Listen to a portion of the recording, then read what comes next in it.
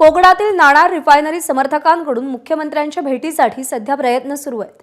मुख्यमंत्री देवेंद्र फडणवीस यांची भेट घेत नाणार संदर्भात विचार करण्याची विनंती केली जाणार आहे। राज्यातील नवीन सरकार आल्यानंतर नाणार रिफायनरी समर्थक आता पुढे सरसावले। 2019 मध्ये रद्द झालेल्या ठिकाणी रिफायनरी करण्याची मागणी केली जाणार आहे। अमोल मोरे आपले प्रतिनिधी सध्या आपल्यासोबत आहेत। अमोल, नवीन सरकार स्थापन झाल्यानंतर आता नाणार समर्थकांकडून कसे प्रयत्न सुरू आहेत, काय मागण्या आहेत? प्रज्ञा, नाणार असेल किंवा बारसू असेल किंवा कोकणातल्या रिफायनरी या संदर्भातल्या सर्व घडामोडी, आंदोलनं, विरोध आणि या संदर्भातली राजकीय भूमिका ही आपल्या सर्वांना ठाऊक आहे।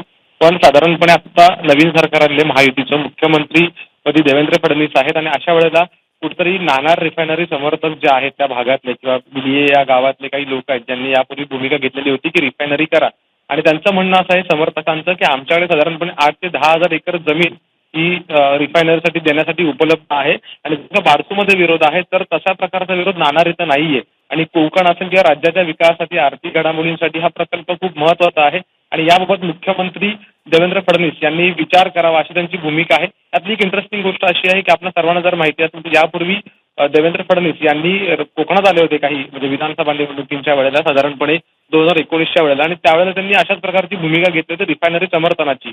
आणि भाजपचं देखील रिफायनरीला समर्थन आहे। राजकीय भूमिका भाजपने कधीही बदलली म्हणजे दोन्ही बाजूला ठेवलेली नाहीये। त्यांनी कायमपणे रिफायनरीची समर्थन केलं आहे रिफायनरीचं, आणि त्यामुळे कुठेतरी नाणार इथं रिफायनरी करा अशी भूमिका सध्या घेतात। कोकणातले भाजपचे नेते देखील त्यासाठी आग्रही आहेत आणि अगदी खुद्द नारायण राणे जे खासदार आहेत त्यांनी देखील आपल्या सर्वांना माहिती आहे कालच याबाबतची भूमिका घेतलेली आहे। त्यामुळे आता रिफायनरी व्हावी यासाठी गाठीभेटीसाठी प्रयत्न केले जात आहेत। आता वाट पाहावी लागेल की मुख्यमंत्री देवेंद्र फडणवीस भेट देतात। बरोबर आहे, नारायण राणे यांचं वक्तव्य देखील समोर आलेलं होतं की कंपन्या तयार असतील तर रिफायनरीचा विचार होईल। आता पुढे नेमकं काय होतं पाहावं लागेल। अमोल, धन्यवाद दिलेल्या माहितीसाठी। एबीपी माझा, उघडा डोळे बघा नीट।